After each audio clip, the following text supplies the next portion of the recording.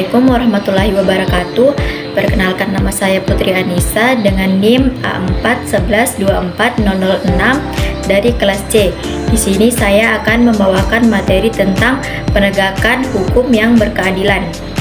Penegakan hukum adalah proses dilakukannya upaya untuk tegaknya atau berfungsinya norma-norma hukum secara nyata sebagai pedoman perilaku dalam lalu lintas atau hubungan-hubungan hukum dalam kehidupan bermasyarakat dan bernegara. Ditinjau dari sudut subjeknya, penegakan hukum itu dapat dilakukan oleh subjek yang luas dan dapat pula diartikan sebagai upaya penegakan hukum oleh subjek dalam arti yang terbatas atau sempit. Dalam arti luas, proses penegakan hukum itu melibatkan semua subjek hukum dalam setiap hubungan hukum, siapa saja yang menjalankan aturan normatif atau melakukan sesuatu atau tidak melakukan sesuatu dengan mendasarkan diri pada norma aturan hukum yang berlaku.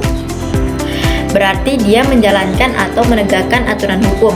Dalam arti sempit, dari segi subjeknya itu, penegakan hukum itu hanya diartikan sebagai upaya aparatur penegakan hukum tertentu untuk menjamin dan memastikan bahwa suatu aturan hukum berjalan sebagai seharusnya. Adapun keadilan dalam hukum adalah prinsip dasar yang mengarahkan bahwa setiap individu harus mendapatkan perlakuan yang sama, proporsional, dan tidak diskriminatif dalam proses hukum. Secara filosofis, keadilan berarti menempatkan sesuatu pada tempatnya. Secara sosiologis, hukum harus berpihak pada kebenaran dan keseimbangan sosial, memberi perlindungan kepada kelompok yang lemah dan rentan.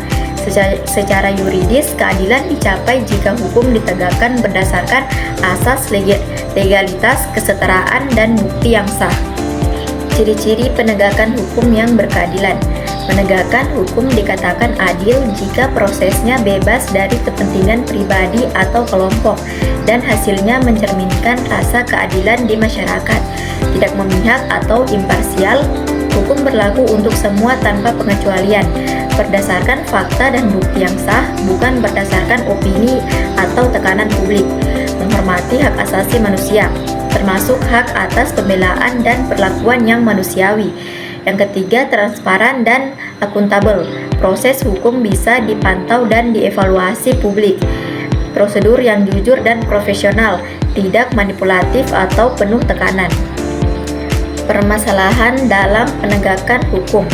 Meskipun sistem hukum telah dibentuk, praktik di lapangan seringkali jauh dari ideal karena berbagai hambatan, yaitu yang pertama korupsi dan suap di lembaga hukum, yang kedua tebang pilih dalam penanganan kasus, yang ketiga diskriminasi terhadap kelompok tertentu, yang keempat kurangnya akses bantuan hukum bagi masyarakat miskin, yang kelima intervensi politik dalam proses hukum. Upaya mewujudkan penegakan hukum yang adil. Perlu upaya bersama dari negara, aparat, dan masyarakat untuk menciptakan sistem hukum yang adil dan terpercaya. Upaya mewujudkannya yaitu yang pertama, reformasi institusi penegak hukum, yang kedua, peningkatan pendidikan hukum bagi masyarakat, yang ketiga, penguatan lembaga bantuan hukum, yang kelima, digitalisasi dan keterbukaan informasi hukum, dan yang terakhir, pemberdayaan masyarakat dalam pengawasan hukum. Upaya mewujudkan penegakan hukum yang adil. Perlu upaya bersama dari negara, aparat, dan masyarakat untuk menciptakan sistem hukum yang adil dan terpercaya.